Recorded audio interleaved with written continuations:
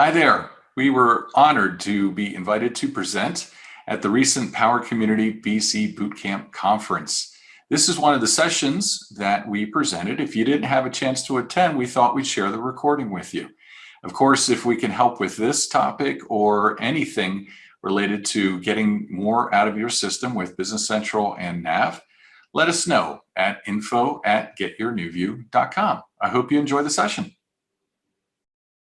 Hello, everybody, and welcome to Power Community's Business Central Bootcamp, Carrie's and my session to get your accounting team into your Salesforce. Well, maybe not exactly, but getting your accounting team and the work they do selling for your company. Hi, Cynthia. Hi, everyone. Thanks for joining. So let's, Carrie, share a little bit about ourselves. I'll tell you that I'm a senior consultant and trainer for NewView Strategies, and I have the luxury, yes, I call it the luxury, of working with users who are frustrated and sitting there saying there's got to be a better way. This system has got to be able to help me do my job in a better way.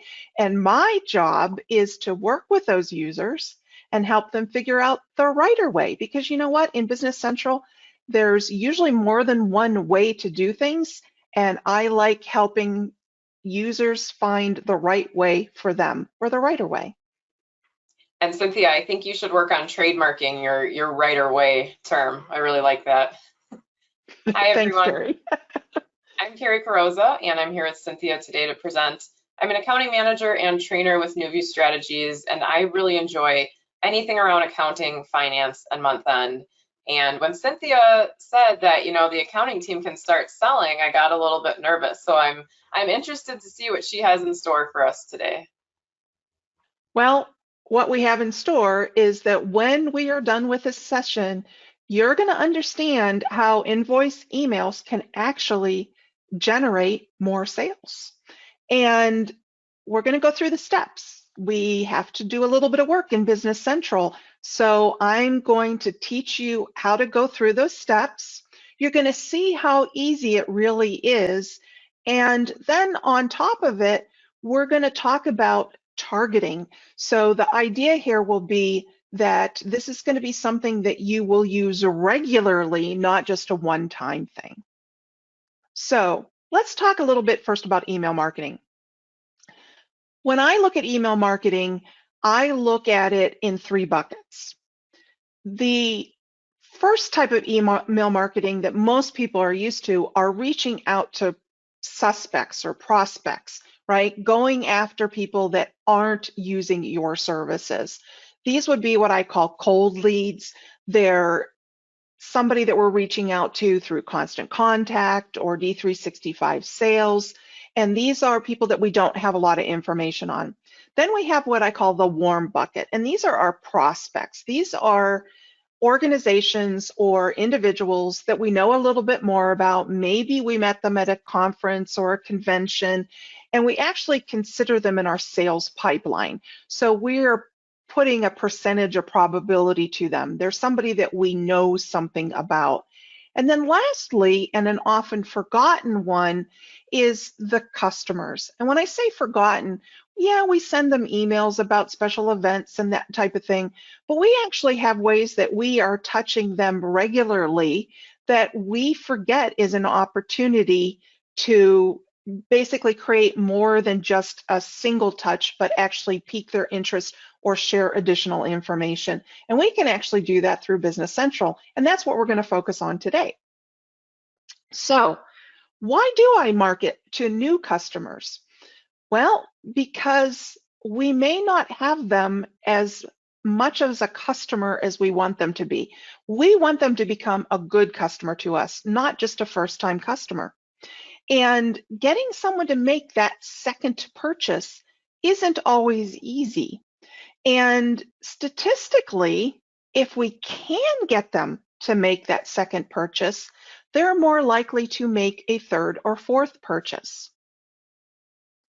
Repeat customers can also be our best customers, because when I purchase one thing from a place that I'm buying things from, I'm not necessarily going to refer that place to my friends because I've only had one interaction with them. It might have been a great interaction, but it's not enough for me to feel confident enough to refer. But after I've purchased maybe a second or third thing, I'm more likely to tell others about it or refer them to that place to make a purchase. And Cynthia, when you're saying all of this, in my mind, I'm thinking about Amazon, because I know when I make one Amazon purchase for an item, I get future ads for, hey, here's things from this seller that you might like. And I also get the original seller wanting a review for me, because in today's day and age, word of mouth and reviews are really important as Yeah. far as repeat sales and new customers. Exactly. And even, for example, in Facebook, I find that when I've been shopping and then I go to Facebook, I'll see ads for what I've purchased or what I've been looking at. And interestingly enough, I will also see them for technical. Business Central will come up if I've done a lot of searching in Business Central. So that idea of touching that contact repeatedly for top of mind awareness is really, really important. So what we need to do is we need to figure out how to touch them. And again, through constant contact or D365 sales or whatever vehicle we're using will be one of those means. But the other way that we can do that is, again, anytime we're communicating with the customer, because front of mind awareness makes a big difference. Now, this is a little bit in the past. This would have been last fall, but I just was putting together this talk at that time, and I was watching football with my husband. Well, kind of watching football with my husband. And as I was watching it, there were lots of ads, of course, and a lot of the same kind of ads. So you know who's watching football, right? I always kind of find it fascinating to see what is being advertised. And about 3/4 of the way through the game, oh my gosh, was I craving a big, fat, juicy hamburger. Now, I need to let you know that I hadn't had red meat for 2 years, but I just was craving a hamburger like you wouldn't believe. And then it dawned on me that it was because of all the ads for big, fat, juicy hamburgers. So it was a front of mind awareness. So even though I'm sitting there watching this football, I'm getting hungry for a hamburger. And Cynthia, what football team is your team? Well, I'm proud to say now the Browns, the Cleveland Browns. At the time that this hit me with this hamburger, I wasn't quite sure where we were going. Yeah, they definitely had a good run last season. Yep, absolutely. Carrie, who do you watch? I'm a Packers fan, and I have to admit I'm a little disappointed with the outcome from last season, but we had a good run as well. So always just fun to watch. Yep. But again, it was fun to watch and it made me hungry at the same time. So what can we do to be the hamburger, right? Now, we're probably not selling hamburgers, but what can we do in our organization, in our accounting role, to help keep our product, whatever it might be, to front of mind awareness? Well, guess what? If you're emailing your invoices, you already have that opportunity. So let's talk about some best practices for emailing. Carrie, from an accounting perspective, what's important to be in that email? Yeah, I'd love to talk about this. So for our organization, I actually am in charge of, putting together the invoices and emailing them out. And I will just say, we're talking here about emailing invoices. In this day and age, I think it's very rare to get paper invoices, but I know that, that still happens. So I'd say the first thing would be, like you mentioned, make sure that if you can, you're emailing your invoices out for quicker delivery, as well as I think it's less likely to get lost in a big stack of papers. So if you are emailing your invoices out, the first thing that you want front and center is you want to show how much is owed. And you also want to show when it's due. So clear and conspicuous, at the top of the invoice or top of the email, show the amount that's due and the date that that's due. and anything else that you want to call attention to for that customer. Secondly, you want to specify how the customer can make that payment. Cynthia, we don't want to make it hard for people to pay us. Right. And I know in my experience, if I'm making vendor payments, I've entered all my invoices, it's maybe Friday morning and I know that I'm making payments, I've set that time aside, and I get to one vendor and I don't have their bank account information anywhere for an ACH transfer. I don't have an address to send a check. So if that's the case, unfortunately, I don't have the time to go back and get that information before my payment run. So that invoice is probably not getting paid on that Friday.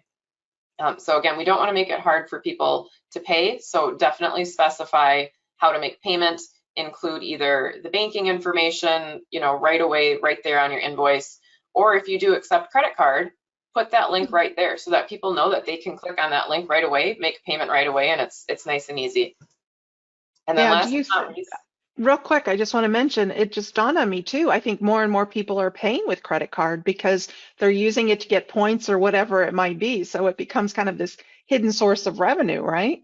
Absolutely. And I know for us too, if I see that credit card payment as an option, that's how I'm going to try to pay. As you mentioned, you can get points. It's really easy too, especially if you're using a vendor who's, invoicing site saves your credit card information. All you have to do is go there and click, yeah, I want to pay this invoice. So really easy to do. So definitely include that information in your email so that they can just click and pay. And then last but not least, we definitely want to include a thank you. Tell our customers that we definitely appreciate their service. So for me, those are kind of the most important things from an accounting perspective that I would want to include both on my invoice as well as the email body that's delivering that invoice to the customer. Well, we are absolutely going to make sure that you can do that. So as you said, we go away from these paper invoices to actually emailing them.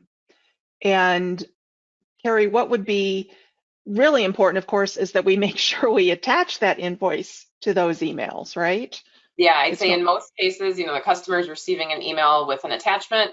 Right away, they're probably forwarding that email with the attachment to whoever needs to review it for approval. So yeah, definitely, get that invoice on there in a PDF attachment. From an accounting perspective, I'd say that's pretty much what we're looking at is, in the slide before I outlined everything we want on that invoice, and we just kind of want to make sure that we have that PDF attached and we're sending it off to the customer. But Cynthia, I think you have some additional input on how we can make that a little bit better. Right. This is where we can start selling, right? So we can actually make that email be a little more branded.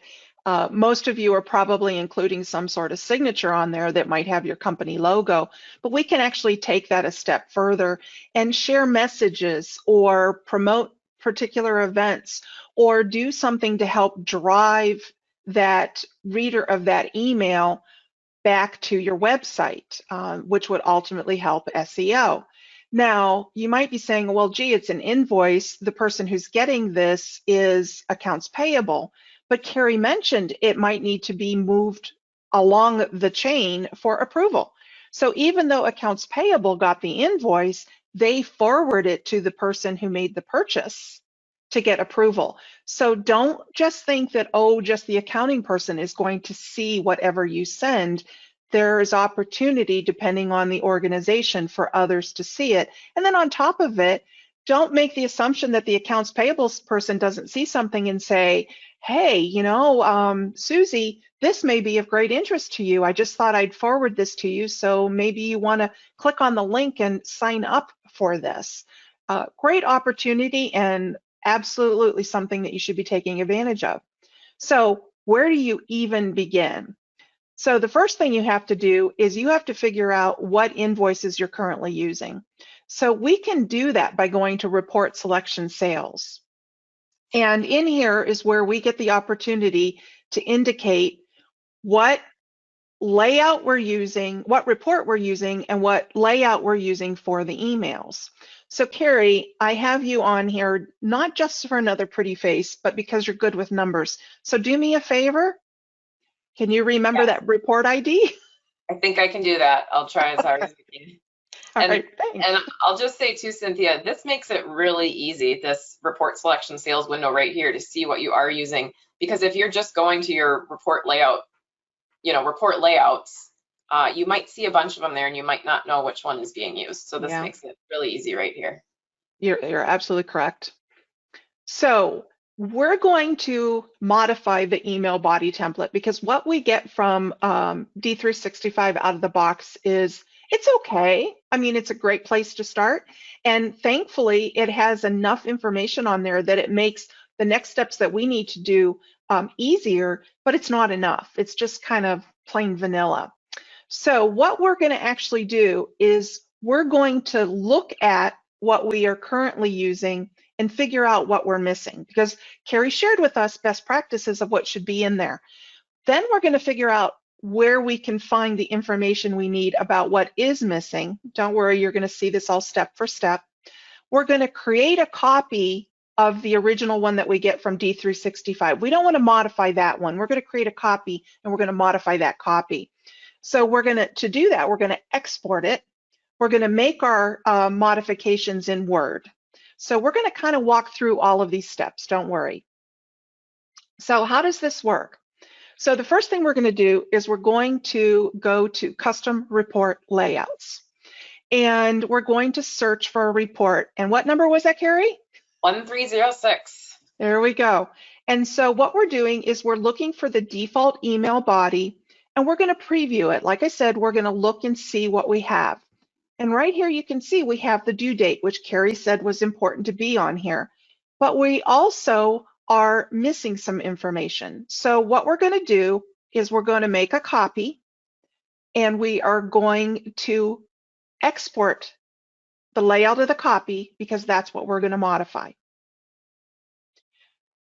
Now, we're missing information about payment terms. And so what we know is that the sales invoice has the payment terms on it. So there we have payment terms. So we're going to use this document or this layout as a reference for us to figure out where we're going to get that payment terms description from. So we're going to also export that layout. So now what we've done is we've exported the layout that we're going to modify, and we've exported a layout that we're going to use for reference. Seems pretty easy so far, Cynthia. I think Good. I can handle this. Good. Now, here's something that we need to do to Word. We're going to actually open the layout in Word. And we have to make sure that we have the tools available to us in Word to modify our layout. Now, there are tools available out of the box in Word, but interestingly enough, they're not showing or visible out of the box. So we're going to actually go to Options and Customize Ribbon, and we're going to make it so that we can add the developer tools so that when we open the layout in Word, we have everything that we need. Don't worry, again, I'm going to show you, but when we open up, we go to File and we go to Options and we pick Customize Ribbon, and you'll see about halfway down on the left-hand side here, it indicates Developer, and we're going to add it. So let's see what that looks like. So we go up to File and Options. It's all the way down at the bottom. I was really surprised it was so far down. Click on Options, and again, about halfway down, Customize Ribbon. Halfway down again on the All Tabs. So you can see here, All Tabs. We need to enable the list of all the tabs. About halfway down is Developer, and we're going to add it. And then what happens is once we go ahead and click OK, you're going to see in our Word ribbon up at the top, right after Home, we have a Developer tab. Now, there's a lot of functionality on this tab. Don't worry, we only need one piece of this, and that's the XML mapping pane. And we're going to actually show you how to use that in a minute. Cynthia, can I share a really quick tip with you? Sure. So you went to File and Options to customize your ribbon, which is definitely one way to do it.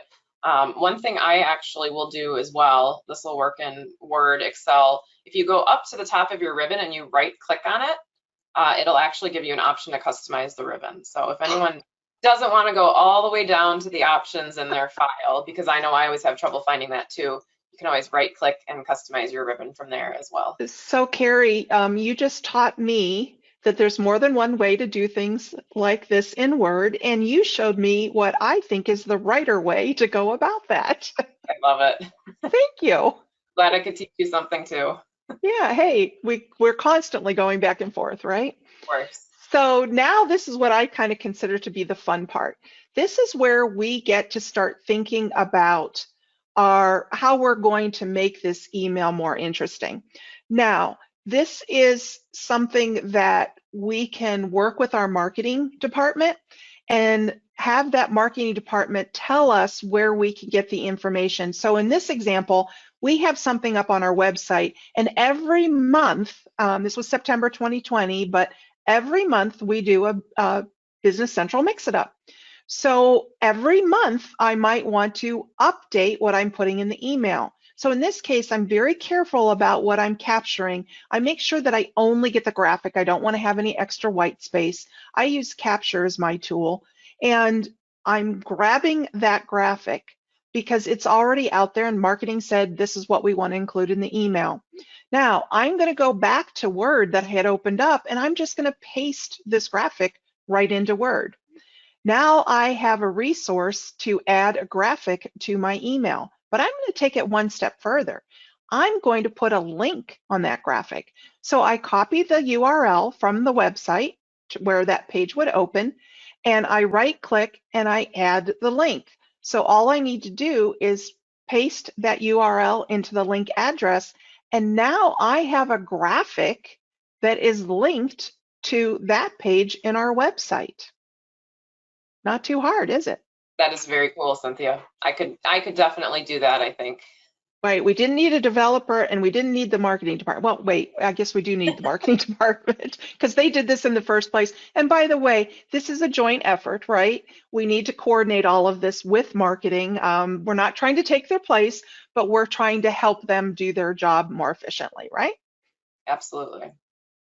All right, so super easy. So I might want to create what I call an arsenal of these links. I could have Word documents where I have the Mix It Up graphic and a link. I have something about our CPEs and classes, our schedule. You could have something that's about product rollout, whatever it is that you want to do to add an interaction for your customer that will either provide them with additional information, remind them of who you are, or maybe drive them to your website. So you can actually do this work in advance with your marketing department and have them help you build this Word document, or as I indicated, they could say, oh, you can just go ahead and get this off of the website. And Cynthia, I even think too, you could maybe set aside time, maybe at the beginning of a month for the next 6 months, that you could kind of accumulate all of these different pictures with links, create your different templates, and then you have those that you just really need to go to your report selection and pick the different one for the next month. That's true. You can take it all the way, again, depending on how far in advance you can plan. Now you need to be careful because you don't want to have emails going out about a Mix It Up event that already happened. So to Carrie's point, maybe you even put something on the calendar, right? So you build this arsenal and then you mark, maybe it's now becomes part of month-end close, right? Your checklist. Because Cynthia, my checklist isn't long enough already. I know, I knew you were going to say that. And exactly what I thought.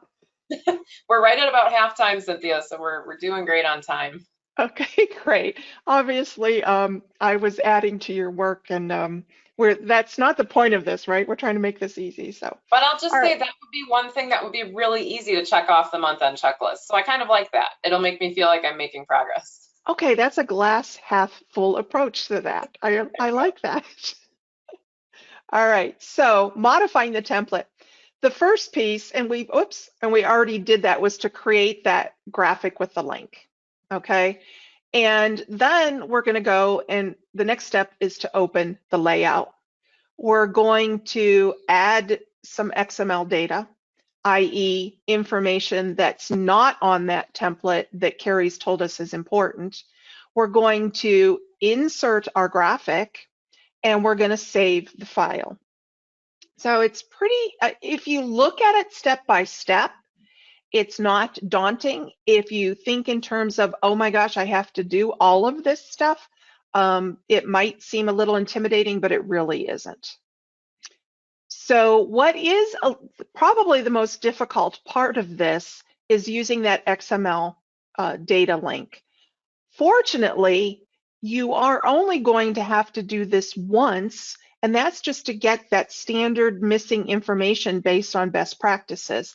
After that, it's really just a matter of changing the graphics. So even though this XML mapping is a little more difficult to do, it's very doable, don't worry. So if I look at this document here, this is the sales invoice that I saved. This is the layout open in Word. And you can see here the payment terms description. It's telling me the name of the field, which is, nicely enough, payment terms description.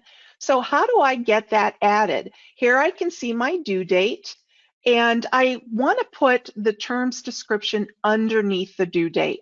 So I can do that by going up to my table design and layout and just adding or inserting a row below.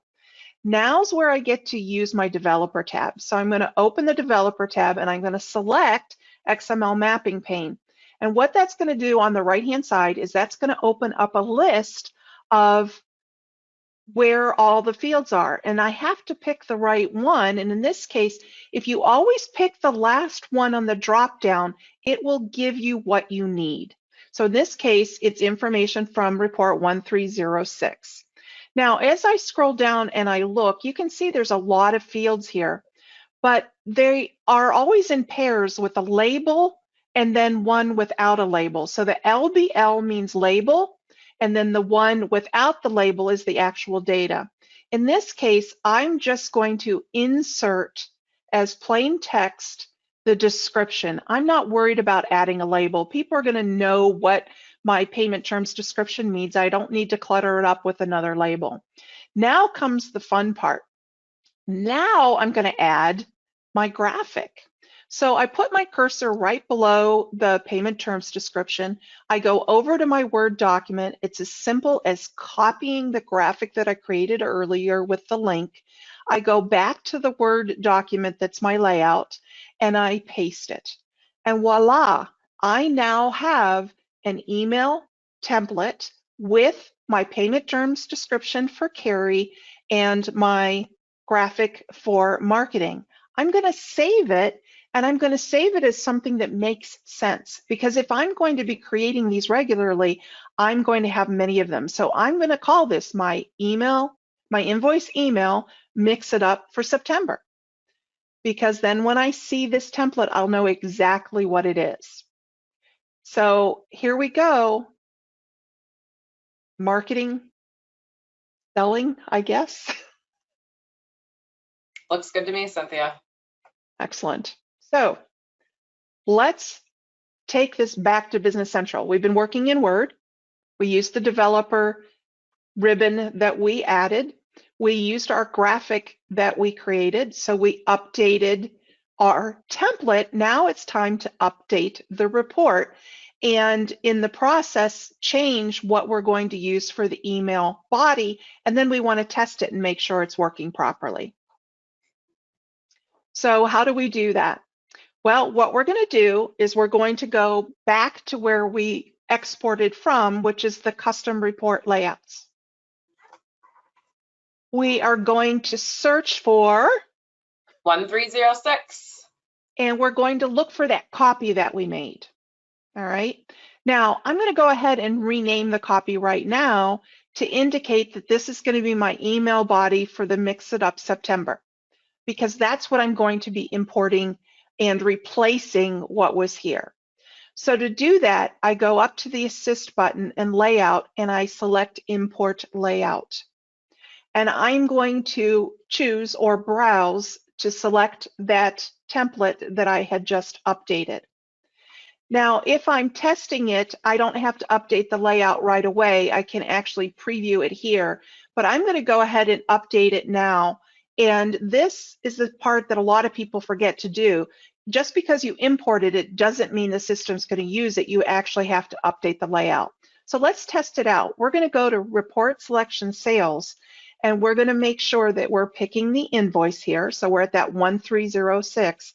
And we have to change the email body to our one that we just created, the email body Mix It Up September 2020.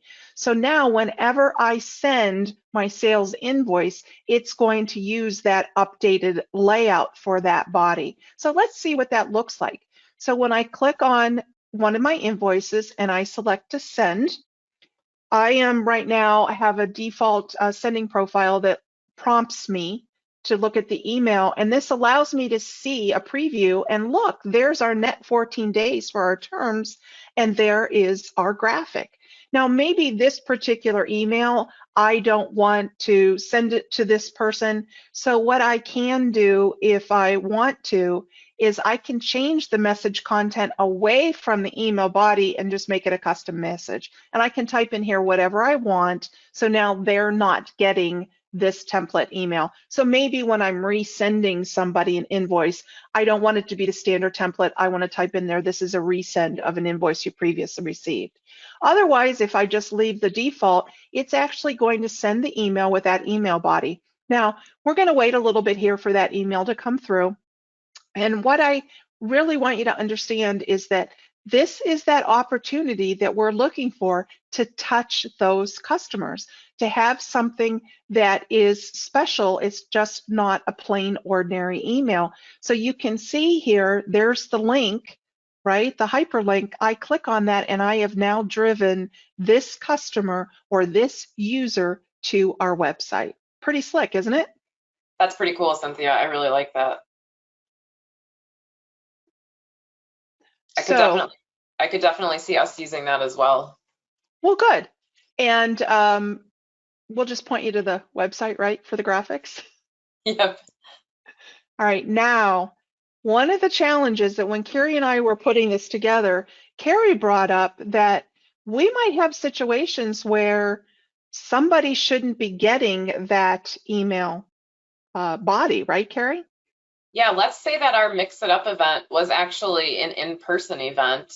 We would probably want to send that email body with the Mix It Up advertisement to maybe all of our local customers. We know that they'd probably be, able to join the event more easily. But maybe we have a customer in Denmark who is probably not going to come all the way over here to join our Mix It Up in-person event. It would be awesome if they did, but probably not. So you never know.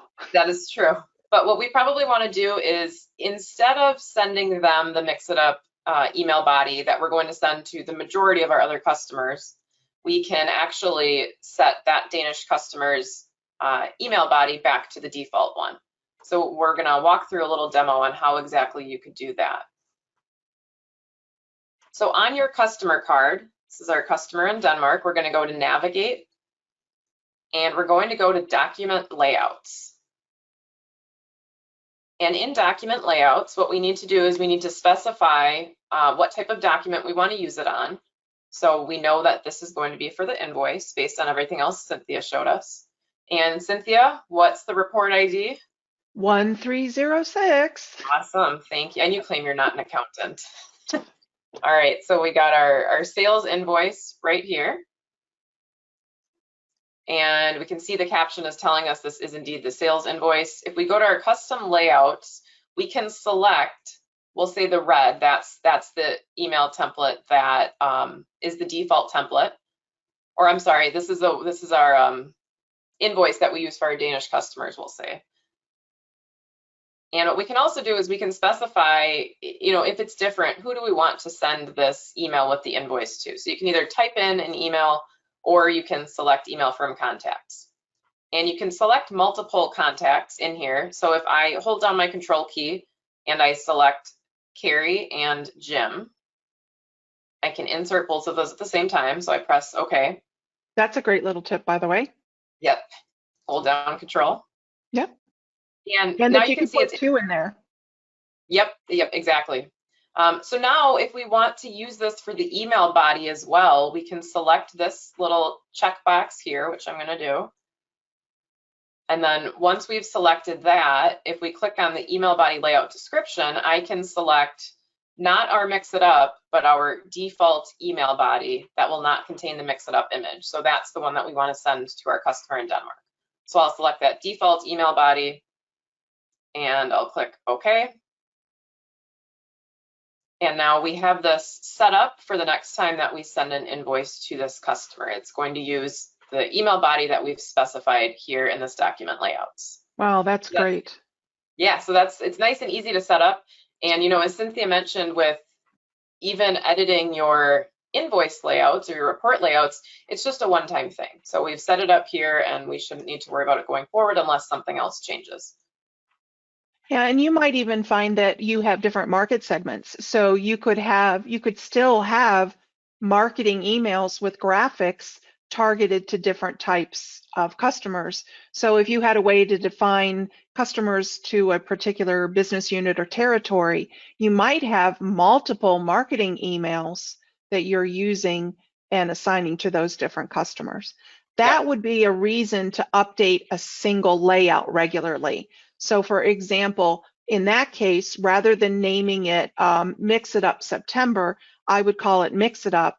And then I would just keep updating that same layout because I wouldn't want to have to go to all those customer records every month and change them, right? Yeah, very good point, Cynthia. Definitely an efficient way to do it. And I'll just let you know we're at about 35 minutes, so we're still doing great on time. I know we got a little bit more to share. Well, you know how it is with these conferences. We've got to keep on our time schedule. Yep. So we're talking about more effective emails, right? So if your invoice emails generate sales, does that mean your accounting department is selling? I'll just say, Cynthia, I never before thought of myself as a salesperson. I purposely always tried to probably avoid those types of conversations. However, based on everything that you've just showed us, putting together those email body layouts with the links, that's pretty cool. And I would say that that's definitely something that I can do as an accountant to help, our marketing and sales department. So right. I guess so I can consider myself a salesperson. Or at least supporting it, right? Exactly. Excellent. So how did we do this? We did it in 10 steps. We used screen capture to create our pictures and saved them to Word. We grabbed the URL from our website and added the hyperlink to the graphic. We exported the custom reports from Business Central for the email body so that we could modify them. We opened them up in Word. We pasted the graphic into the layout. We saved our email body layout. We went to the custom reports. We renamed the layout so that we knew what it was. And like I said before, maybe we just call it Mix It Up and we keep updating that one layout depending on what we have to do with custom report selections for customers. Or maybe we name them each individual month. You need to do a little planning there. Import the layout that we just modified, update the report so that it uses that layout. Again, we might not want to update it right away. Maybe we want to just preview it. But once we update it, it will become the layout that is used by the system for that report selection. We go to report selection and we make sure we select that layout for the email body. There's your 10 steps. So again, if you take it step by step, and just complete each step before you worry about the next one, it's not overwhelming. If you look at it and say, oh my gosh, it's 10 steps, it uses all this technology, you might intimidate yourself, so don't do that because it really is that easy. So Carrie, do you feel like you could do this? I do actually, Cynthia, and I love that you've laid it out step by step. I also think, after doing this once or twice, following your steps, I think it's going to become really easy for people to do. They'll become comfortable with how exactly things work. But I love that you've laid it out here for people to be able to try it themselves. I think I'm going to try it myself actually too. Yay! That was the whole plan. So I want to tell you that I am including some reference materials here, but if you notice, they're all on docs.microsoft. And one of the benefits to that is that because we provide these links, it's going to be current. So if any changes are made to this functionality or any enhancements, by using these links, you will get to that information. And Carrie, correct me if I'm wrong, but I think these are links that really make it also easier to do in addition to the material that we're providing? Yes, I will say, first of all, I love docs.microsoft when I'm, trying to learn little things or teach myself something maybe I don't know, or just find more information on something that I'm doing in the system. But I've been to these links that you have here, and they have some really great information on the report layouts. And I know that I've actually taught myself a couple things just by using these links. So really good resources or reference material. Excellent. So speaking of resources, we also have some additional resources for you. What we're talking about here is taking your use of your Business Central to the next level. And there are all kinds of opportunities for continuing to add automation or improve efficiencies by using Business Central to its max. Do you even know what those are? Or do you even know how well or in depth you're using the system? And how do you compare to other users? Would you say that you think you are optimizing the system to its max, or you're using the system at its very basic level, or you have no idea? So at NewView Strategies, we actually have a self-assessment scorecard, which allows you to, on finance and warehousing, and we continue to roll more and more out. But what it does is it allows you to go in and on your own, answer some questions and grade yourself compared to other users and their use of Business Central and all the tools available. If you don't want to do that and you just want to ask some of the NewView experts your questions, yes, we're going to have Q&A on this topic at the end of this session, but on April 29th, we're going to have an Ask the NewView Expert session at 4 p.m. Eastern Time. And if you go to our website, you can definitely log in or get the information on that. So it doesn't need to end here. Whether it's through the Power community, whether it's through docs.microsoft.com, or whether it's through NewView Strategies, there are so many opportunities to use Business Central to enhance your system's support of your business and make your job easier. And you know what? If you're sitting there thinking there's got to be a better way and you're frustrated, go out there and look, because there probably is. Carrie, anything you want to add? You took the words right out of my mouth there. I was just gonna say, yeah, if you're, using your Nav or your Business Central and you think, man, there's got to be an easier way for this, there probably is. But at the same time, you might not know what you don't know until, you're told or someone shows you or you discover it. So that's why I think that scorecard is awesome, to actually see what's available that you might not be utilizing, as well as, if you think there might be a better way for something, that's a great thing to ask the NewView experts. Because most of us have probably used that functionality for many years and have a lot of our own insights and things to share. So definitely some great resources here. Yeah, you make a good point. You don't know what you don't know. So It's even with docs.microsoft, if you're searching for something, what do you even search for? So I think the self-assessment scorecard is really cool. And these events like what Power Communities is putting on for us here, to have all of this information in one place, to pique your interest, to learn something, to take something back right away and use it. So we're going to move on now to our Q&A, and looking forward to answering any questions that you might have. And let's take it away. Let's do it.